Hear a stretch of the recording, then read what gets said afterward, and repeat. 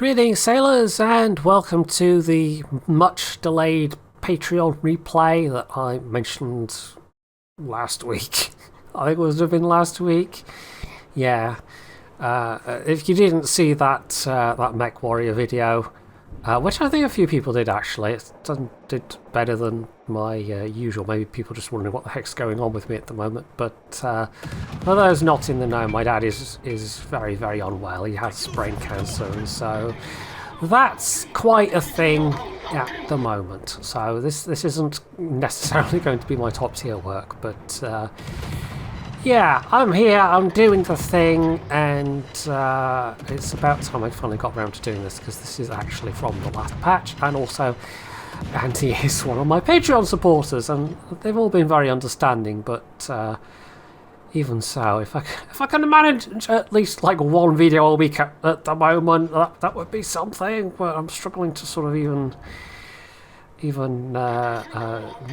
do that much. But I don't know, maybe if I mean, I've been strongly contemplating doing a MechWarrior 5 series. I've played more than enough of the game and gotten to handle with the mods and done a bit of testing here and there that I think I can do it, and maybe, you know, not have too much difficulty getting episodes out, because it really just is. It's the same thing over and over. It's big stompy robots.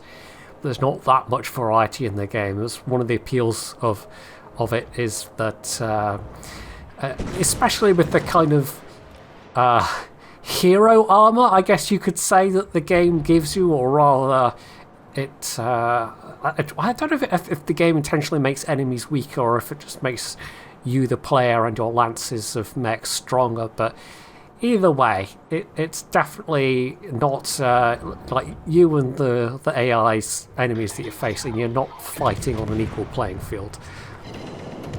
So it's not the most brain-intensive gameplay. Not entirely sure what that Akizuki was thinking, by the way. Andy was spotted, and to put yourself in a position where you basically cannot make a getaway, where you are doomed and guaranteed to die if you get spotted, then, well, that's exactly what happened. They didn't even try and smoke, or maybe they just didn't have time to smoke. But that was that. And now that they are out of the way, Andy can indeed use his own smoke and farm this Bismarck a bit. And they're going to get a pretty decent amount of damage out of the Bismarck as well, because for those who are somehow unaware, these guns used to be absolutely dreadful. Without IFHE, you basically couldn't even penetrate battleship superstructure. It was something like 17 mil of penetration for the 100mm guns. So basically, you could set fires and that was it. They were only really good against other destroyers, things with less than 17 mil of armor. Unless you took IFHE, in which case you cut down the already small chance of setting fires.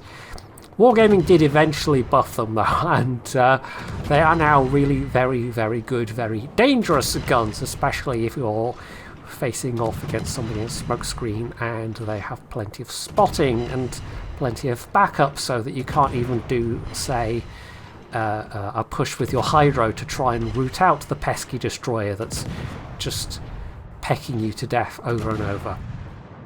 But I think even if the Allies hadn't been pushing up so strong here, I don't think Bismarck would have tried to, like, that would have been a last-ditch kind of effort at that point, and yeah, he was just kind of screwed, as is this Amagi. We can actually look at what's being on this side and the opposite side of the map, and I don't think those battleships were paying attention to what was happening on the opposite side, because clearly about half the team has gone that side, half the team's gone this side, in fact sort of a bit more than half the team, I think, and yeah, the allies that were on that side have all basically been obliterated, and that's what's happening to the enemies that are on this side as well. They're getting obliterated by superior numbers, or, well, superior concentration of firepower is maybe the better way of putting it. So, yeah, in terms of the overall situation, this is not going too badly, but it's still a little bit on the close side. Goodbye, Kitakazi. Yes, I'm not sure why you didn't try and run, but maybe they were trying to make a torpedo drop. I don't know. Either way, that ended very badly for them. But yeah, the fact that Andy's team has got 2 caps, and they actually had the D cap for a while as well before the enemy team flipped it.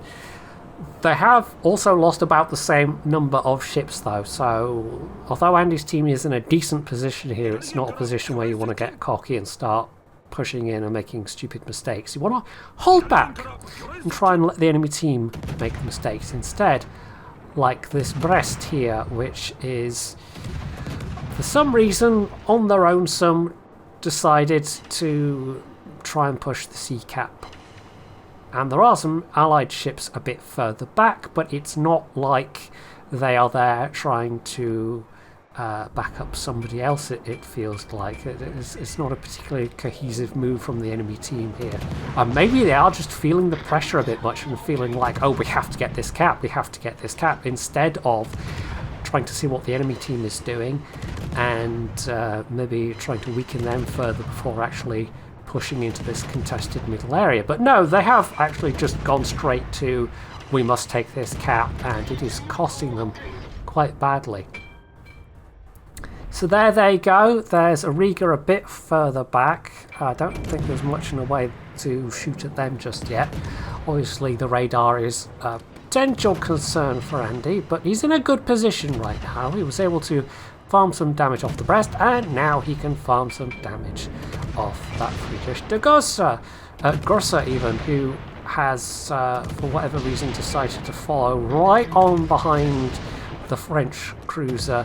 Instead of turning away, instead of trying to disengage, they've just lined themselves up quite nicely. Mostly for Andy. I think he is taking some shots from elsewhere, but Andy is in just a really nice position right now. He's got all the spotting he could need, and he just can sit here and farm and try and set fires. Although when the Z46 gets spotted, he immediately switches to the higher priority target, which I think is a bit of a no-brainer. Some people might decide that they want to sit and farm the battleship instead, but the battleship ain't going anywhere, whereas this Z46 could provide more of an obstacle to the team, potentially. Now, they did lose one of their teammates. I think it was the Salmon that was doing the spotting. Did I mention, by the way, this is a double submarine game? But we really haven't seen much of the enemy subs. We saw one early on, and it hasn't been seen for a pretty long time, actually, and the other also hasn't been seen for a very long time. I presume it's still there. We have that Bismarck that's on the 1-2 line, and I don't know if they are trying to chase the Salmon. Because if you're in the situation of that Bismarck, there's not a lot you can do. You can either sail away and try and disengage, but it's not going to work, or you can sail towards them and hope that you are able to capitalise on them making some tremendous mistake, which often doesn't work either unless you get lucky. So yeah, we can tell from the B-cap being flipped though that the Salmon would appear to have gone there, because the other remaining ships that we can see are both to the south, and so that actually does leave this cap free to be taken, potentially. We also did have an attempt to get the D cap. I'm not quite sure why the Schroeder didn't sit and finish that, but maybe they decided that actually we're just so far ahead on points that it doesn't actually matter at this stage. But I don't know, if it was me, I'd have tried to finish the cap. Maybe they were being spotted by that submarine, the other submarine, the other Salmon, the enemy Salmon. Who knows? But if for whatever reason they decided to push up on these two remaining enemy ships here instead, maybe they just really wanted to farm some damage. Who knows? Randy himself using another smoke screen and providing, well, potentially some smoke screen cover for an ally, but it's a battleship, so it's not going to be that much cover. Apologies if you can hear beeping, by the way. That is in fact my dishwasher having just finished its cycle. So yeah, I don't know if that got picked up or not, but hopefully not, and you just think I'm describing non-existent beeping. Anyway, with the Ruprecht going down, just leaves the rigger of the surface vessels. Andy trying to sneak the kill there for the Kraken, but no dice. His allies getting the sea cap, which, well, you know, brings them to 2 caps apiece. The enemy team might win, but I don't think they are going to at this point, unless these remaining submarine players are extraordinarily skilled. Talking of, well, there's one of them, the salmon, and it took Andy a moment to notice they'd popped up on the mini-map, and I think it would have been the Schroeder surface spotting them, or possibly it was Nebraska's planes, actually, I'm not sure which, but yeah, Schroeder does have Hydro at least, so that, you know, if they get right on top of the salmon, they can spot it with the Hydro, but I think this salmon is just a bit panicking. They surface briefly, maybe to try and see what's going on, but that's just resulted in them taking more damage. I mean, they're in a position where they don't have anyone to do spotting for them at this stage, so yeah. So Andy, we're just doing some jump edits here. Some Andy manages to get on top, gets the kill. There's his Kraken. Always satisfying to kill a sub, I suppose. It's the one upside of there being subs in the game, is you never have to feel guilty about sinking a submarine. It always feels like it's something that they deserve to have happen. And the remaining sub, well, they did manage to flip on one more cap for a bit more XP, but it's ultimately 4-0 because they've run face first into Andy, and although I mean, they've put out sprayer torpedoes and then tried to ping him, but at this range that's not going to work. And Andy is now just at his leisure to do a little S-shaped pattern of drops over this guy. He might also have taken some damage from the airdropped ones, but airdrop ones do less damage than ships drop ones, and so any moment now, there we go, there's the ribbons, and damage done, flooding, and the kill. So Andy actually managed to get kills on half the enemy team, and it would have been 7 if he'd snuck in a couple of shots on that rigger at just the right moment. Unsurprisingly, that amount of damage and that number of kills put him well ahead of everyone else, although there were some pretty good players on his team as well, score-wise, so it wasn't just Andy, but Andy was clearly doing a fair bit there.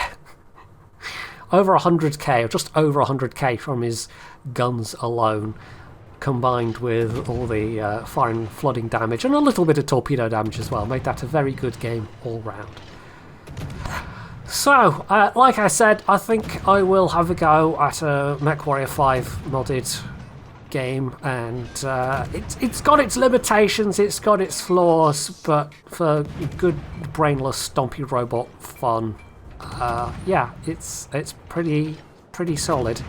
I actually discovered that the publisher, well, not publisher, developers, that it's the same company that did MechWarrior Online, which is still limping along, I think, but I don't know if it's particularly well populated these days. But yeah, it's not surprising the actual combat feels pretty decent, but the game itself, well, it could have been so much more, but at least the combat is decent.